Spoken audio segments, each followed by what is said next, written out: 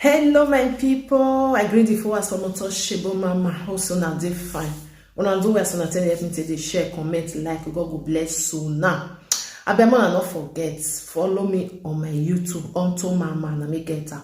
My page for Facebook, Untouchable Mama backup page or Untouchable Mama. My people, this story where I break come from now so now waiting. They happen to most people. I will play everything for now. Make una listen because no say some men they will be say then they as I talk and then they like use person like say maybe that person I don't know as I'll talk because this story of this woman the thing weak me when I dey listen to her video I was like some people they pass through this kind of thing. This woman said the time when with a husband with the time when they married this man not get anything. So she na that kind she come out for that family where be say they still get something, you know. So after she meet this man, so they come marry. When they marry, so yours man, this woman papa can decide to make a husband somebody, you know. You know, say when be say you go marry for family where be say they still get small, they don't want me your husband or your wife they do that kind of work where be say you get as it be where be say then go fit employ you put you for good position. So now they do to this woman husband. So if father can't put his husband for a good position, so the man can they work for there, so money can they do everything can they do okay. So this lady he get one friend that time. Say the friend will be say she gets that one can he lost her life, but he can't get one daughter. So she can't decide to take that her friend daughter like her old daughter, you know, can be her goddaughter. So after everything, because of say they work in with your husband, then they work, so she can't just decide to still employ her old goddaughter to come they help them, you know, something like that. My people, to cut the whole story short, this woman goddaughter he can't get belle for his whole husband. This woman don't know anything where they go on. Then the goddaughter go still they tell this woman, they tell her say she get boyfriend, so she get belle for the boyfriend. He not tell her say na his husband I give him belle, he can't born one. He can't born one. So he can't still get belle again, he can't born second one. This woman not still know say na his whole husband na he get those children na he born for. He don't know. So say me we just cut and short, then I put her with the listing. The goddaughter, our goddaughter friend, now he can't open this woman eye say, see what they go on for inside your house where you don't know. This woman was shocked and like, what are you talking? I'm my own husband where be say I did there for her. He not be anybody before. Now me can't put her for this position because of say he married the man. Your father can't try to make sure say this man go still dey no. But some people and the way they say they use person, it dey very bad. Even all this goddaughter, my godson, be very careful because sometimes some of them just because of wetin they want for you, then they will call say you be their goddaughter or godson.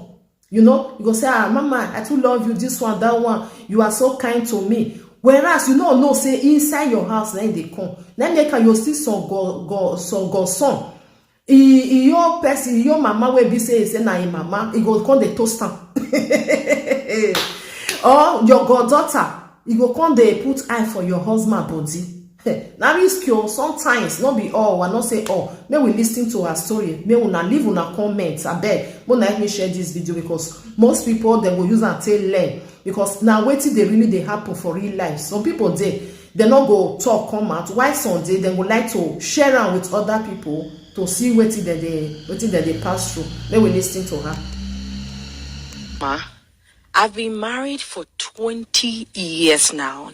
My husband had literally nothing when we met at the university. He had great potentials, so I decided to go against all odds to be with him. Back then, my dad was into politics. He was a very worldly man, so I lacked nothing. As an only daughter, I wanted to help my husband then my boyfriend make it in life. And so I told my dad boldly that it's him or no one else. Tima, because of the love my dad has for me, right after university, he employed my husband and made him general manager for one of his top companies. We got married right after university. My dad gifted us our first home and bought him a car. In fact, I was very fulfilled, and my husband never disappointed all of us. He kept working so hard, and today he owns one of the top companies in the country. Tima, the issue is that about 5 years ago, my husband decided he needed a personal assistant because we all agreed there was so much he could forget due to his workload. And so I introduced my goddaughter and made my husband employ her. The work is so tedious that I hardly saw her, but once in a while, she calls to check up and vice versa. She even come home most weekends to help me with one or two stuff. Tima, somewhere last 4 years, which was a year after working with my husband, she called me that she got pregnant and that she wanted to keep it. But the boyfriend doesn't really have money and was asking me for advice. Tima, I advised her to keep the baby and even requested to meet the guy, but she was always tossing, so I left it and she had the baby. Finally, and right after delivery, within 6 months, she got pregnant again. This time around, my husband was the one to even break the news to me. So I called her, then she said it's the same guy. So I even raised concerns that the guy must marry her, which she agreed. So I left it there. So just last week, my goddaughter's best friend, whom she recommended, and I made my husband employ her as his PRO, asked to see me, and I was surprised.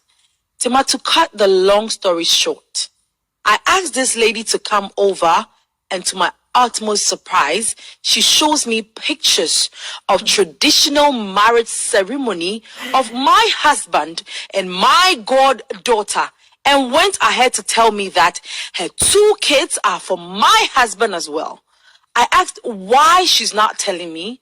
She said she just couldn't say anymore because I was so good to both her and my goddaughter. Tima, as I'm sitting here, there are so many things going through my mind.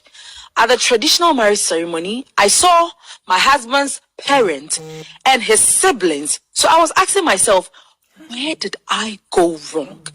As for my goddaughter, I don't even know what to say. This girl is my best friend's daughter. She's late, and she had her as a teenager, so she's now in her mid-20s.